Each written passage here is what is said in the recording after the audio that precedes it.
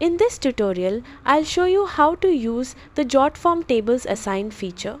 This is useful when you want to delegate tasks to specific team members and keep everyone organized. Open your browser and go to jotform.com, then sign in to your account.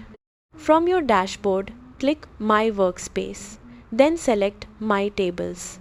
Find the table you want to work with and click View Table. Next, click the Share button in the upper right corner. Enter the email addresses of the team members you want to invite.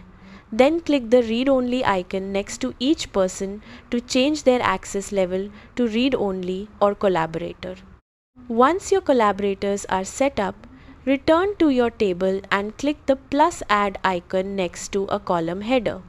From the available column types, select Assignee, then click Next. Enter a name for the column, such as Task Owner, and click Next.